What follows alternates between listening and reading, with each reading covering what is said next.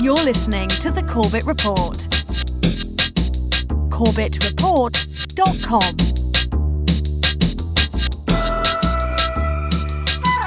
Welcome back, ladies and gentlemen. Welcome back to The Corbett Report. I'm your host, as always, James Corbett of CorbettReport.com, coming to you from the sunny climes of Western Japan, here in late March of 2020. You're tuned into episode 374 of the Corbett Report podcast, The Greatest Depression. Now, if you're familiar with my work, you will know by now that the real terrorists of September 11th, 2001 used a series of controlled demolitions to inaugurate the age of the War of Terror.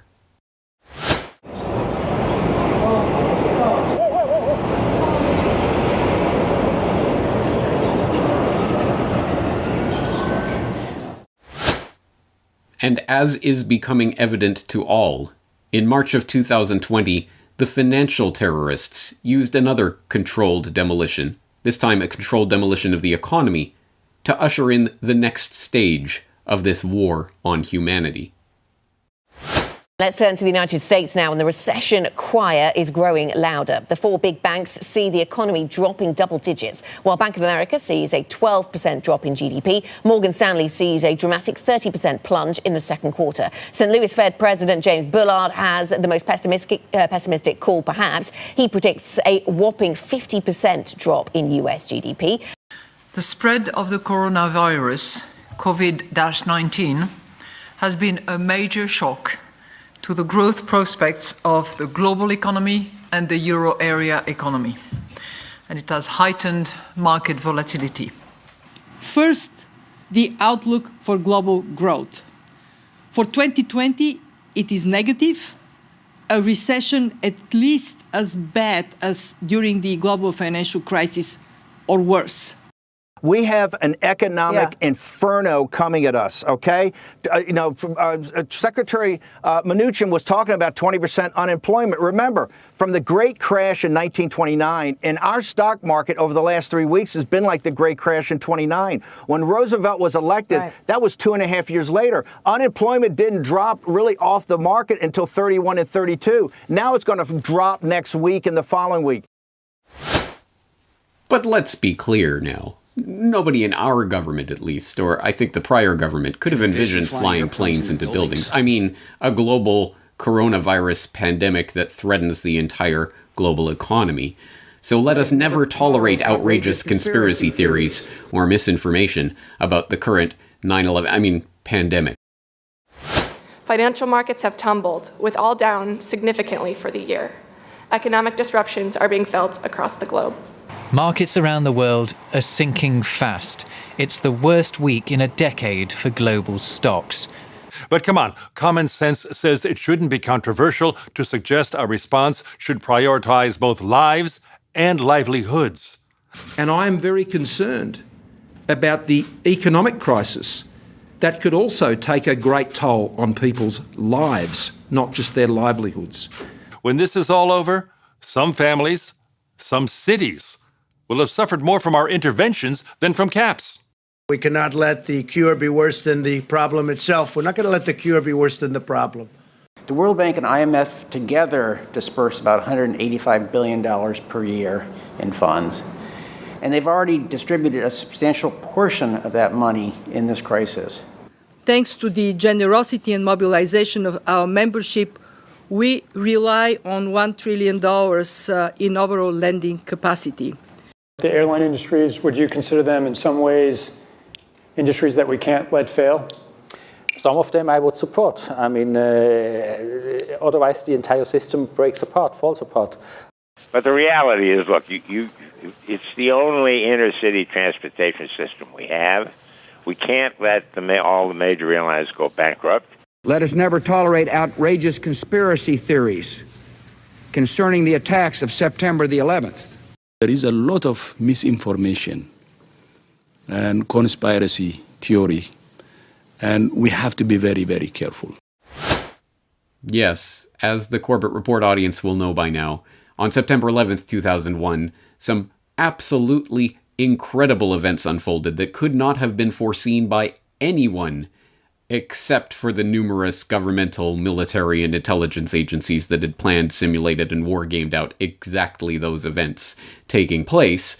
Well, now here we are in March 2020, where some absolutely unforeseeable black swan circumstances have sent shockwaves through the global economy that couldn't have been foreseen by anyone except for the pandemic planners of Event 201, who talked in great detail in just 5 months ago, in great detail about exactly how the world economy would grind to a halt in the event of a globally spreading coronavirus pandemic.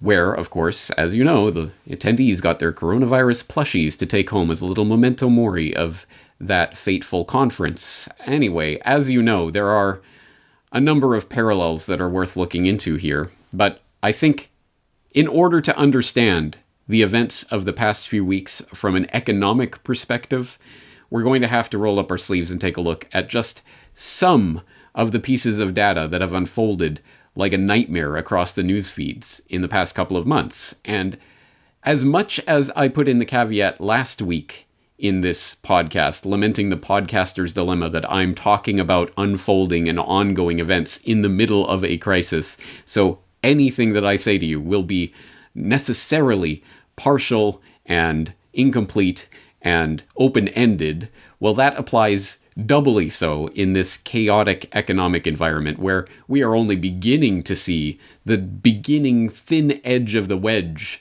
of the economic effects of what is playing out through the global economy. So please take that into account, that this is only intended to give you a snapshot of what has been happening, but hopefully we can lay out some form of timeline that at least helps put these events into perspective. And let's start way back at the beginning of February 2020, when people started to fret about the effects of the complete shutdown of large sections of China, including some of its most productive industrial sections, would have on the global economy. And we get this, for example, from stories like this one, which came out on February 1st.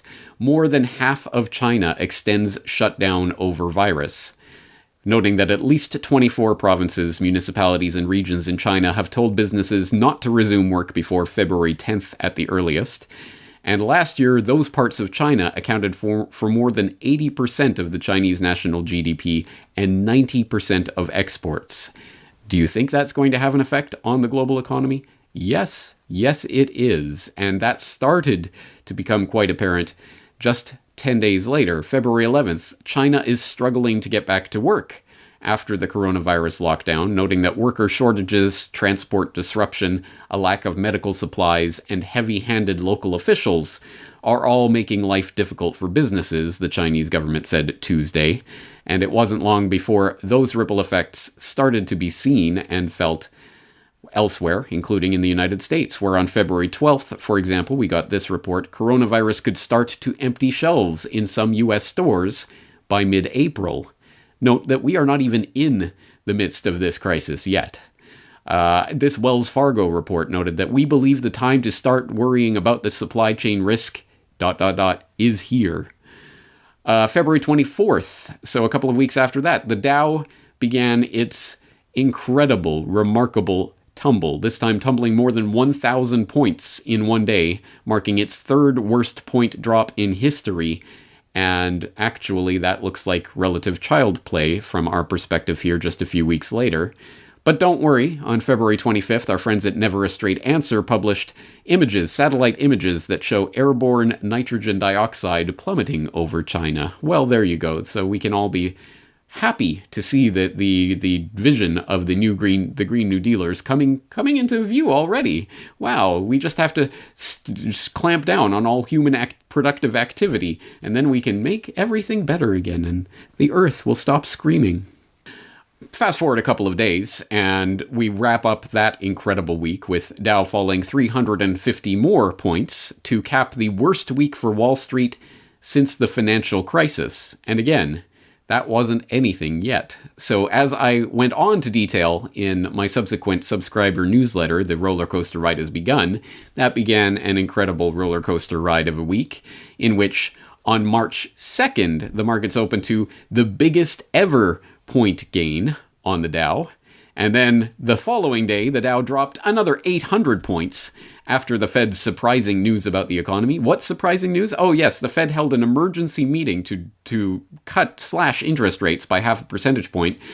And the markets, instead of going yay, actually went, oh no, we're in deep trouble, and sold off another 800 points. But don't worry, the very following day we had the Biden bounce because Super Tuesday happened, and it looks like Biden is going to be the Democratic nominee. So Dow futures up 666 points, that number again, as traders forget about panicking Fed. March 5th, global markets follow US stocks higher. So I guess everything was all right again, right? Of course not. By March 12th, just 1 week later, the Dow Jones had its biggest point drop in history, plunging nearly 3,000 points in a single day. March 15th, the Fed panics. Again, one might add. Fed panics. Powell cuts rates to zero, announces $700 billion QE5, that's quantitative easing round 5 for those keeping track at home.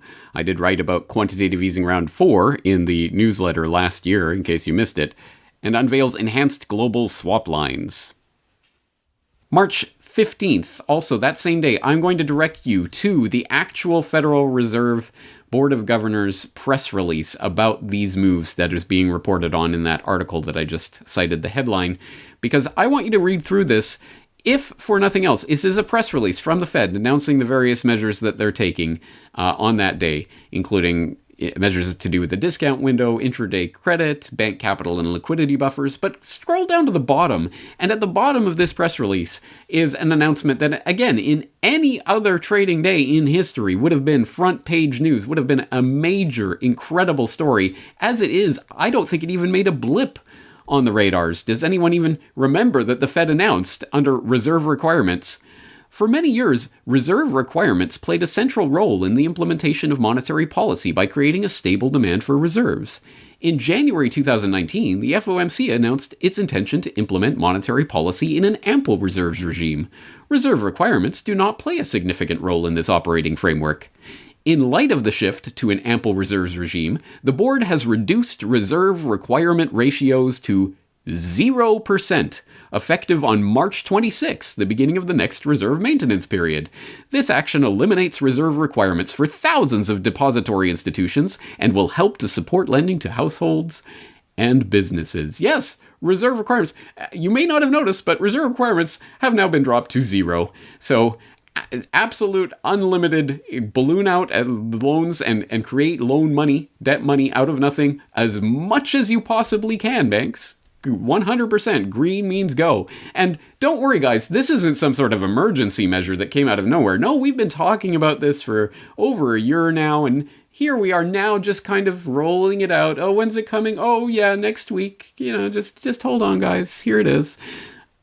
Absolutely incredible. And as I say, that would have made a pretty large story on any other trading day, but not in March of 2020. So, March 17th, we get more news about the Fed and its various ventures into the markets. Federal Reserve launches crisis-era commercial paper funding facility, noting that the Fed opened up the commercial paper funding facility under Section 13.3 of the Federal Reserve Act, which enables it to support the real economy rather than just the financial sector. And the U.S. Central Bank received permission from Treasury Secretary Steve Mnuchin. In a statement, the Fed said it was acting to provide credit that will support families, businesses, and jobs across the economy. Technically, the Fed set up a special purpose vehicle that will purchase unsecured and asset-backed commercial paper directly from eligible companies, facilitating new issuance. And as always, as I always say, the devil's in the details.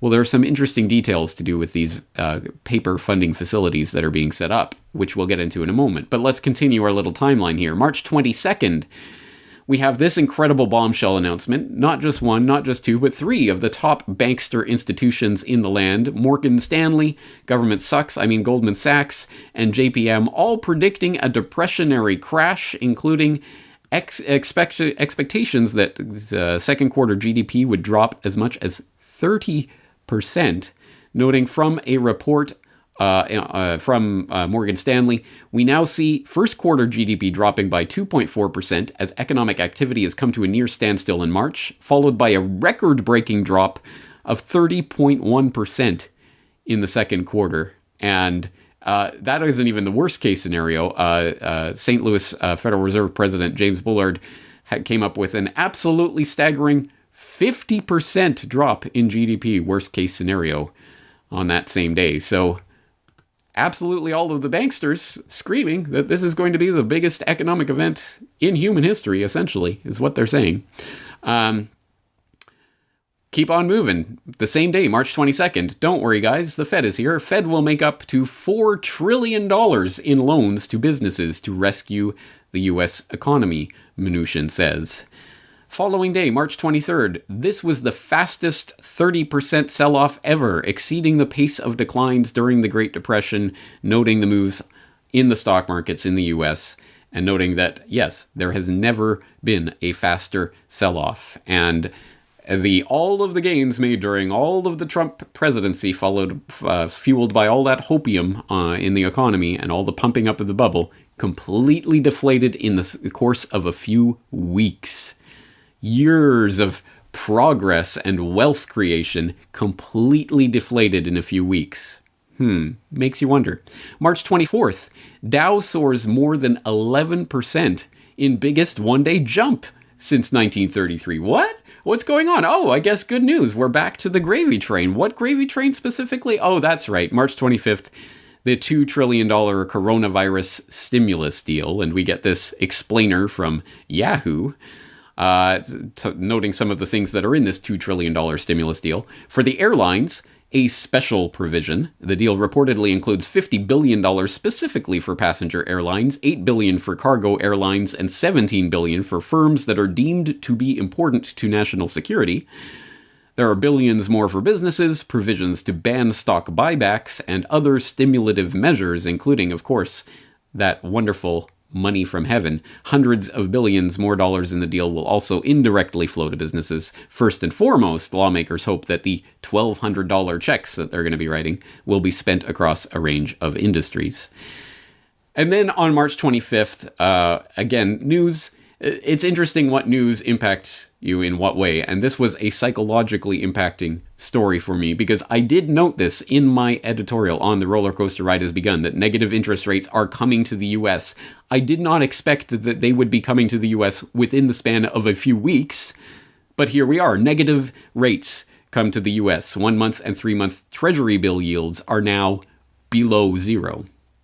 So as a wrap-up and as some way of trying to synthesize all of the information about just what the Fed has been doing for its part in funding in the trillions of dollars of different liquidity injections that it's going to be making, we'll turn to Wolf Richter at wolfstreet.com, who's been doing some great work. I've been reading his economic analysis of what's happening in the markets, and he's been doing some good work documenting this. So I'll direct you to a wrap-up article of sorts that he wrote in March 23rd. What are all the Fed's corporate and investor bailout programs and SPVs, special purpose vehicles? Here's the whole shitload of them. And he starts by breaking it down in the bailout programs that have been announced into three broad categories. Number one, Fed buying assets directly. Number two, the Fed setting up special purpose vehicles, or SPVs, that then lend or buy assets directly from other businesses. Or number three, the Fed lending to its 24 primary dealers against collateral, and that collateral can be anything the Fed decides, including now stocks. And in the end, finally, old bicycles. Why not? And then he breaks down all of the different stimulative and measures and different facilities that have been announced so far, including QE Unlimited, which is also being referred to as Q Eternity, which I think that's probably the one I might use. Q Eternity. The purchases of Treasury secretaries and MBS mortgage-backed securities will be unlimited. Previously, the limit had been $500 billion of Treasury securities and $200 billion of mortgage-backed securities. That's child's play. No, in 1 week alone, by the end of the week, the Fed said it would buy $375 billion in Treasury securities and $250 billion in mortgage-backed securities. You have quantitative easing, CMBS edition, CMBS commercial mortgage-backed securities. QE purchases will now include CMBS. But don't worry, only those that are backed by the GSEs and Ginnie Mae, so it's all government approved. The primary market corporate credit facility to lend to large companies, which is essentially the Fed lending to SPVs that then provide bridge loans with maturities of 4 years to large investment-grade corporations. You have secondary market corporate credit facilities buying corporate bonds and US-listed bond ETFs.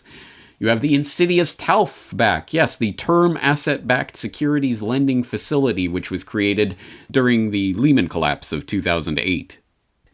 And in this case, the Fed is going to lend money to a special purpose vehicle, an SPV, which then lends on a non-recourse basis to entities and well-connected individuals so that they can buy recently issued asset-backed securities that they post as collateral. And in case you don't realize what that is saying, first of all, of course, lending to entities and well-connected individuals.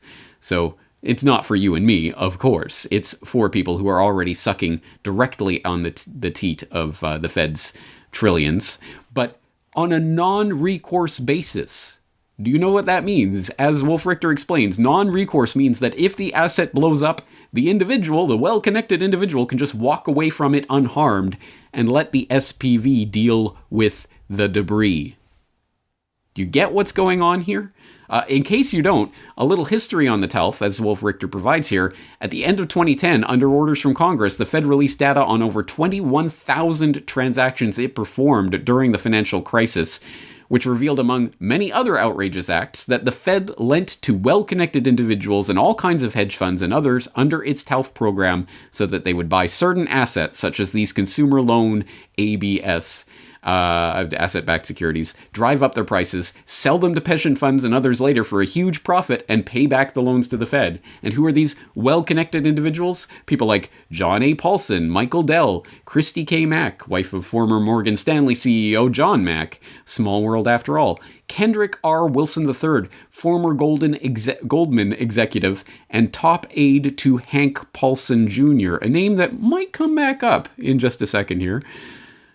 Anyway, moving on the list, because we're not done, expanding the money market mutual liquidity facility to purchase municipal demand notes and CDs, expanding the commercial paper funding facility to municipal paper, and of course, taxpayers eating the losses of these SPVs, these special purpose vehicles that the Fed is building creating in order to inject the money in so that it's all at arm's length and the SPVs can basically take on all the losses. Yes, once again, privatizing profits and making losses public. You are going to be ultimately on the hook for this, assuming you survive what is coming economically at all. In case you are not getting the picture here, not only are we going through unprecedented times in every other aspect of our lives, but economically, we are going through completely uncharted territory in the history of humanity.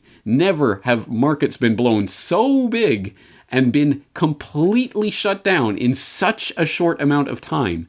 The economic ramifications of this are, well, I want to say incalculable, but unfortunately, there will be a calculation made, and it's already starting to come in. We're just starting to see the effects of this, and all of that I've just covered is only the slightest, littlest sliver of the data that's coming in. And that's just in the US context alone. Of course, this is happening in every country simultaneously right now. I know, for example, I've been following my home and native land, the True North Strong and Free of Canada, which just recently announced its own $82 billion stimulus, which, the original proposal of which, came with a little booby trap. The Liberal government tried to insert some clauses that would allow it unprecedented discretion to spend, borrow, and tax without parliamentary approval. But the honorable opposition said, excuse me, no. But of course they will try to slip such language into any and every bill that is passed in this emergency time. And Japan, where I am, of course, has already geared up its 15 trillion yen stimulus pledge, and that's just the beginning. 30 trillion has been floated as a number. But again, this is just the beginning of the crisis. This is just the early days. So all of that, just as background, of the controlled demolition of the economy that is taking place right now, so that we're all on the same page, leads us to the next part of this story. Digital dollar stripped from Pelosi pandemic bill. House Democrats' latest version of the Take Responsibility for Workers and Families Act, this would be H.R. 6379, revealed late Monday, does not contain any language around a digital dollar in its section or on direct stimulus payments.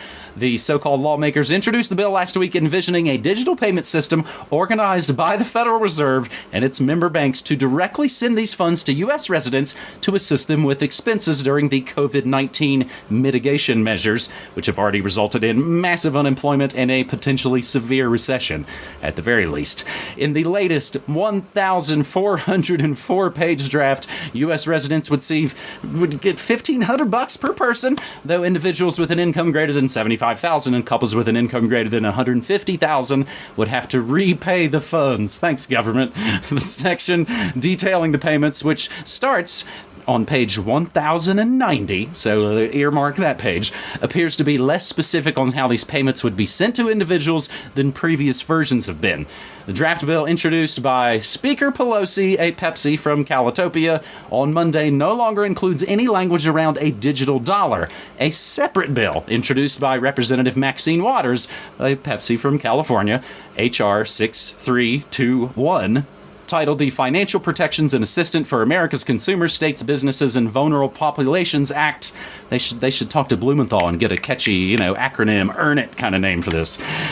According to CoinDesk, the Maxine Waters bill still mentions the digital dollar, though that language is expected to be removed from the bill. So, James, as we were saying, the Earn It Act seems like it's just sitting around in committee. These both seem like they're also sitting around in committee. But the latest I can grab, and I didn't actually send this over to you in the show notes, from the Clinton News Network, of course, is the big package they've put together. The White House and Senate leaders struck a major deal early Wednesday morning over a $2 trillion package to provide a jolt to an economy struggling amid the blah, blah, blah, blah, blah. What's to say, again, that this latest thousands of page omnibus bill doesn't contain essentially the spirit of Earn It, the spirit of the Pelosi, the Maxine. They might all be in there and we just don't know it yet. So, like the Earn It Act, though, again, we don't know maybe what's in all of this $2 trillion stimulus package. You got to imagine there's probably sweet amounts of pork for all those little Congress critters. These are also other ones that, again, a lot of talk, but the bills, from what I can tell, are all still sitting in committee. And again, we'll include the notes right to congress.gov, where you can ostensibly keep up with all the actions made on the bills, they call it. The bad part about all this is, James, they'll be right back with this bill if and when the economy really tanks in a couple of months. Just think about this. Did they just come up with this idea over the weekend and the Federal Reserve was like, yeah, that's a great idea, go for it, and then they wrote 1,000 pages about it? No way. Exactly like the Patriot Act. It was written and waiting on the shelf and waiting for the pandemic. As I hope you know by now, that is a clip from the most recent edition of New World Next Week, where James Evan Pilato of MediaMonarchy.com and myself go over the strangely nearly simultaneous inclusion of nearly identical language about digital dollars and digital dollar wallets being included in not one, not two, but 3 separate bills, 2 in the House and 1 in the Senate, to do with stimulus or economic aid or whatever they're calling it, related to the coronavirus fallout. And that is an interesting story, because this is where we get to the rub of the controlled demolition of the economy. Now, I have always maintained it is one of the successes of the 9/11 truth movement that we were able to go from those early days after 9/11, where many people could not wrap their minds around the idea of false flag terrorism. But why would a government attack itself? To the point where people understand that as a tactic and understand how it can be used by power structures to consolidate and expand their powers. Any failure by an authoritarian structure is just an excuse to write ever bigger checks, to ever expand its powers, and to grow its bureaucracy. And that's exactly what happened in the wake of 9/11, and it is because of 9/11 that we had the launch of the War on Terror and the war in Afghanistan. And of course, that was rolled into the war in Iraq and had many, many reverberations that are still being felt to this day. So that now we can get past that question. Why would the government attack itself? As if the mailman or the dog catcher or your local official, the government, was involved in a plot like that. No, that's not how these things operate. And similarly, we may be facing the new paradigm in which people may be asking, but why would the banksters attack their own economy? And the answers are remarkably similar. And here is just one example of that. This type of booby trap being implanted in the economic aid that they're going to hand down from the heavens as a result of the economic calamity we see taking place around us, the digital dollar. And yes, James Evan Pilato is very right to be suspicious that this, for example, Pelosi's 1,400 plus page bill was just written overnight, just dashed off in a few hours, and just happened to have this language about digital dollars that, wow, wouldn't you know it, Maxine Waters has the same language, and hey, this senator has the same language, where everyone, I guess, just arrives at the same idea at the same time, just out of magic, and then it gets reinforced as soon as it appears in the public consciousness and gets reported on, but don't worry, it's been taken out of Pelosi's bill, not Waters, and I don't know about this. It still seems to be in the Senate bill as well.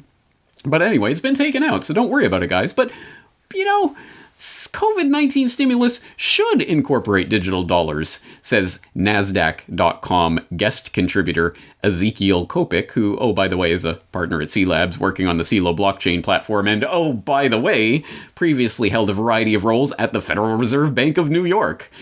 And he writes, as the world grapples with the devastating effects of the coronavirus, the need for a digital alternative to paper money becomes increasingly clear. In light of the potentially ruinous economic impact now facing society, the U.S. government is preparing an enormous fiscal stimulus package, likely calling for the Treasury Department to send checks to every citizen in the country.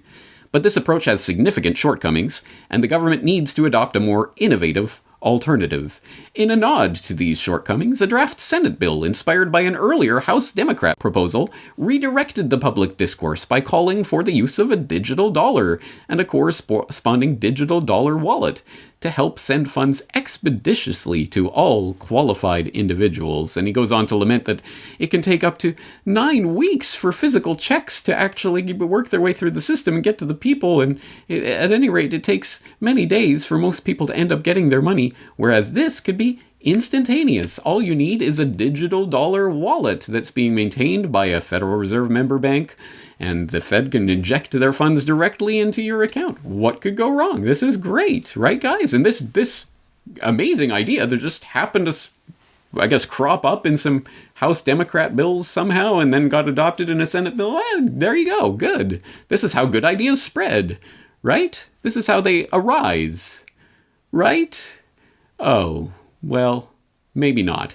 You see, in fact, the digital dollar idea has been around for a while and has been talked about and lusted after by people of, well, shall we say, connections for a number of months now. In fact, going back to around almost exactly the time of Event 201, interestingly. Back in October of 2019, we had this op-ed in the Wall Street Journal by J. Christopher Giancarlo and Daniel Gorfine, who wrote, "We sent a man to the moon. We can send $1 to cyberspace.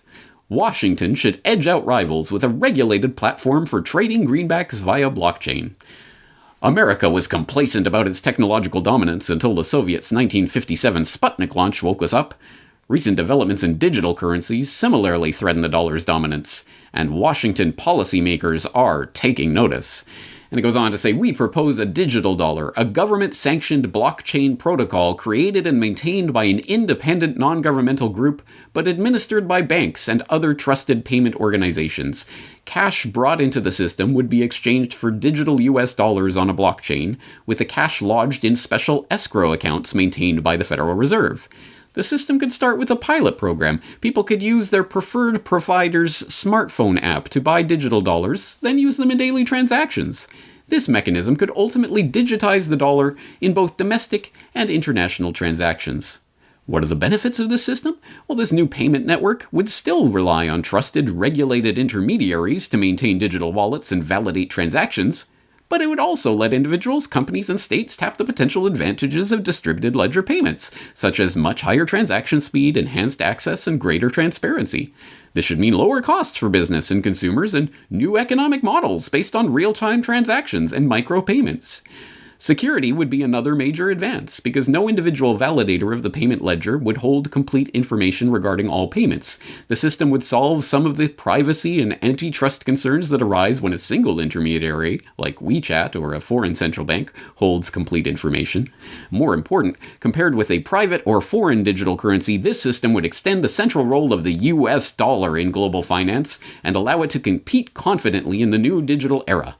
The first major digital currency initiative to draw American users would be fully and unequivocally backed by the greenback. Backed by the greenback. This new digital currency regime would require the support and participation of key actors, including the Fed, along with commercial banks, non-bank intermediaries, technology innovators, and social media platforms. Its independent protocol would prevent conflicts of interest, deploy the best available technology, and gradually expand the network to more participants, both foreign and domestic. And oh, by the way, who is Mr. Giancarlo and Mr. Gorfine? Oh, Mr. Giancarlo is a former chairman of the Commodity Futures Trading Commission, the CFTC. Yes, that CFTC. And Mr. Gorfine is a former chief innovation officer of the CFTC and an adjunct professor at the Georgetown University Law Center. And they set up the Digital Dollar Foundation, which, in association with its Bankster-connected co-founders, oversees the Digital Dollar Project, which has been pimping this digital dollar at Bankster events like Davos, where they made a push for the digital dollar in January of this year. So for the last 5 months, there's been a concerted campaign to get this digital dollar rolling, and hey, wow, here's the perfect opportunity. And isn't it interesting? This is exactly what I talked about and pointed to in my episode on the Bitcoin PSYOP. This is the PSYOP.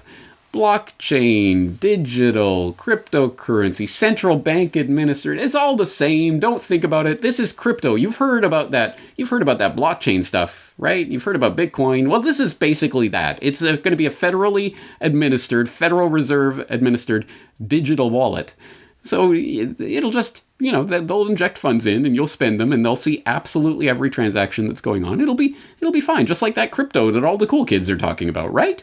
No, of course not. And of course, that is the point of the Bitcoin PSYOP. And I know with some degree of delight that it is funny to see the people who clearly have not listened to or seen that podcast who continue to cite it. See, James says Bitcoin is a PSYOP. Oh, you didn't actually listen to that podcast. But go listen to that podcast. That is exactly what I'm talking about. That's exactly what's rolling out now. Instead of decentralized cryptocurrency, they're going to take it completely centralized, fiat, blockchain. And they're going to try to confuse the public with it. And mission accomplished, because 99% of the public could not tell the difference and has no idea what's going on. And here's how it's rolled out. It's rolled out in the midst of an international emergency, economic emergency, at the very least, let alone other types of emergencies, to the point where most people won't even know what's going on until it's already instituted. And then suddenly, oh, I'm getting money in this digital wallet. Okay, oh, well, this is how we spend it. And what is the ultimate effect of this as these ideas work their way into the economy? Because as James Evan Pilato and I said in that New World Next Week episode, it may not happen in this particular round of crisis, but the idea is now injected into the language. It's in the legislature. It's working its way through the system. It will come forward eventually in some form or other. And what's the plan then? What's the big deal? What's the beef? Well, of course, the Fed will be happy to inject the UBI or the stimulus or the coronavirus relief money or whatever it is as we plunge into the Greatest Depression and things get worse and worse and you rely more and more from this manna from heaven. And, well, yeah, I mean, we can't just give everyone just free money. You have to. Obviously, there are strings attached. I mean, for example, you're going to be a good citizen, right? You're going to abide by all the rules and regulations that we put down. You're going to, of course, observe the quarantines and the self-isolation orders. And oh, yeah, I mean, eventually there's going to be digital certificates to prove that you got the vaccine when the vaccine comes out. I mean, because of course, in order to be a good citizen and to interact in society, you're going to have the vaccine. So you take the vaccine and then you can get your money. And if you think that this is crazy talk, well, tell that to Bill Gates. Yes, in case you missed it, Bill Gates, Mr. Pandemic, who's been pimping the pandemic panic for the last 5 years now on the record, has recently, well, been everywhere. I'm sure you've seen more of Bill Gates in the past few weeks than you have in the past few years, or perhaps in the past decade, because he's the man of the hour. This billionaire computer guy is suddenly in charge of global public health? Wait, what? Well, he is a billionaire. I guess he must know what he's talking about, right? And in his recent Reddit AMA, which of course received all sorts of accolades from the Reddit community, because, you know, that's the homepage of the internet, right? He responded to one question by saying, the question of which businesses should keep going is tricky. Certainly food supply and the health system. We still need water, electricity, and the internet. Simple supply chains for critical things need to be maintained. Countries are still figuring out what to keep running. Eventually, we will have some digital certificates to show who has recovered or been tested recently, or when we have a vaccine, who has received it. And oh yeah, by the way, the Bill and Melinda Gates Foundation, that wonderful philanthropy, money from heaven, out of nowhere, which is so concerned about getting those global population numbers down with vaccines, don't think about it too hard, are also looking into technologies for, you know, digital IDs and tattoos, electronic tattoos that can be implanted with vaccines. You know, just different ideas for how we can quickly in a scan just tell if you've received your shot, and if so, then maybe we could tie that to the stimulus payment. Do you understand? Every step of this is another step towards the complete lockdown of the economy, the ultimate nightmare of the cashless society that I have been talking about for over a decade. It all comes together in this. It's truly nightmare. It's truly nightmare. And people are starting to get their heads around it with the idea, okay, so there will be a social credit score and it will be linked to such things as have you received your vaccine, or have you broken your quarantine order, self-isolation orders, or have you done this, have you done that? And that will be linked to your stimulus payments as the economy collapses around and you lose your job. And it does not take a particularly imaginative person to see where things go from here. They are already going into place. It's just a question of whether that happens during this crisis or the next round, because, as I've said before, this is not the end of the story. This is just the beginning of this particular chapter in the scare. Oh, it's another season. Oh, coronavirus is coming back around. Oh, it looks like a new novel virus is developing in China or Mexico or wherever they say, and you better lock down again, and here it comes again, and how can we prepare for the next pandemic? And I do not see an end to this anytime in the near future, and if you're being honest with yourself, neither do you.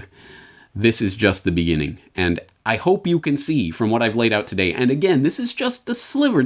We will have to continue to go over this in much greater detail in many passes to really, truly get the full scope of it. But I hope I have at least introduced you to the core concept of what is happening right now and the type of economy that we are being engineered into. All of which will no doubt leave many people in the audience wondering, so what is the solution? What can we do about this? And this is where it is my duty to inform you that the solution is exactly what I have been saying what it is for the past decade plus.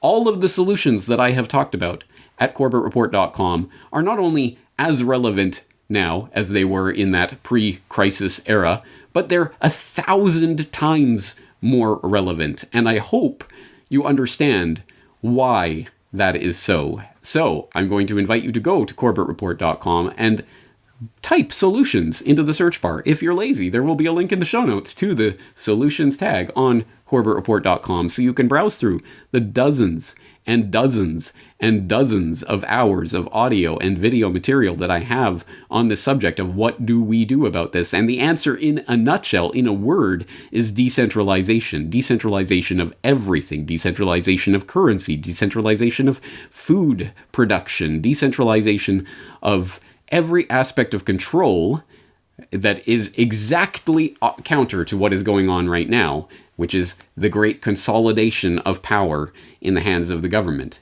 The government will know where you are and who you interact with and what you do, and will be able to prevent you from leaving your house, and will be able to force your business out of business, and will be able to force you onto the stimulus program that will require good social credit and the vaccine certificate and all of this that we see coming. The only possible solution to this, the only solution that has ever really existed, is the creation of our own communities, the growing of the agora. And this is a subject that we're going to, again, have to come back to over and over, but I did broach it recently when talking to Dan Dix of Press for Truth about these very subjects. Well, James, you've been warning people about this for over a decade and a half, and perhaps now people are listening, and I hope they are. So if that indeed is the case, what sort of advice might you have for people moving forward, especially if we are in just phase one of a multi-phase attack here, let's call it, if we are about to see the next wave of this, clampdown, the next attempt at gaining another step towards the one world government, the total control grid, the cashless society, what do people need to know today before things get too crazy, when they're paying attention now because, things are getting crazy? What sort of advice do you have for people now who are just now starting to pay attention? Well, absolutely everything that I have said about solutions and the way forward has been magnified by 1,000 with light of this emergency situation, which has always been the case. I've always been talking about the way out, the solutions that we have on the table. And yeah, it may be small today, but you start small and you build it up, because by the time the crisis happens, it will be too late. Well, now we're in the middle of the crisis and people are maybe more receptive to these ideas, which is unfortunate, because the time to start was the day before yesterday, as in several years ago, let alone today. But I would highly suggest people go to CorbettReport.com and just type the word solutions in the search bar and look through the dozens and dozens and dozens of articles and videos and interviews that I've done over the years on various aspects of the solution, which I think you can put under the broad category of decentralization.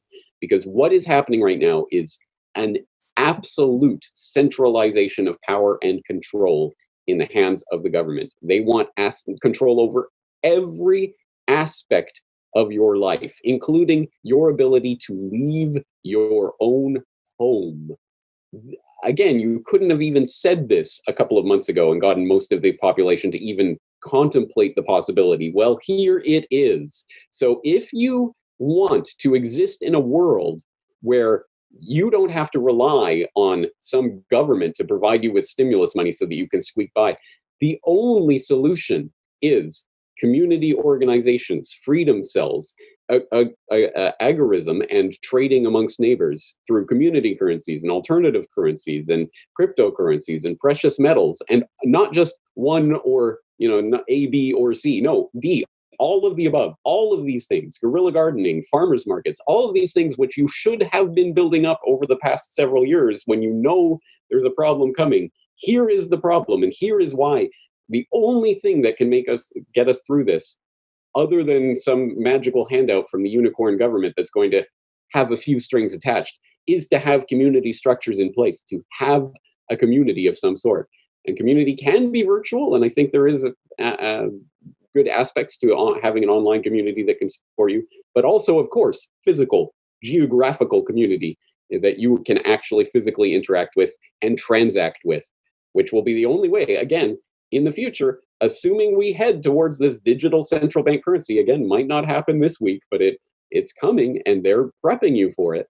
When that happens, and you have to have your I took the vaccine bracelet or whatever it is in order to transact with people. Well, the only other way to get around it will be in these community organizations and currencies that you have fostered that are decentralized. And That's it. That is the solution. And most people don't want to hear it because they would much prefer, oh, someone's going to automatically give me money in my account every month. Hey, great, problem solved. But that's basically forsaking your humanity, because the further we go down that road, the more we are nothing but tax cattle to the controllers. I'm not here to sugarcoat this news or to sell you a bunch of soap. I hope by this point all understand the incredibly dire economic straits that we are being placed into by this incredible, unprecedented, pyrotechnically spectacular series of events that have played through the global economy over the past few months, let alone all of the other aspects of our lives that have been and will be affected. But let's not glide over that fact. The economy is this vague term that we have been trained to associate with stock market numbers or other things that kind of barely impact our lives. No, the economy is the combined sum total of productive human activity.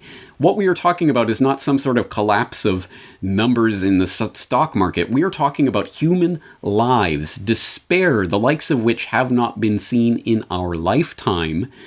And I hope that just the sliver of detail that I have provided today, with just a little bit of the incredible economic news that we've looked at today, will at least let you understand that we are on the very beginning of that roller coaster as it starts plunging downwards. And as always, the solution remains the same. It is orders of magnitude more important. The stakes have been raised so high, but the solutions remain the same. Anything and everything that we can do to decentralize and get off of the government teat needs to be done. In fact, as I said to Dan Dix, it needed to be done several years ago, but better now than never. And pretty soon, as the gates of this economic prison start to shut on us, it will be never. So building and fostering community organizations and freedom cells, interacting and transacting with those around you in alternative currencies and complementary currencies and cryptocurrencies and precious metals and LETS systems and other ways of transacting and interacting goods and services with each other that don't rely on government-issued fiat are all going to be important, as with decentralizing food production, for example, guerrilla gardening and supporting locals' farmers markets and other things of that nature, decentralizing energy, getting off of the energy grid. Absolutely everything that we can do to maintain as much self-sufficiency as possible is what is going to be required to avoid this economic dragnet as the controlled demolition of the economy takes place and the government puts out its hand as the savior that will pry you from the rubble. Don't worry, we've got you.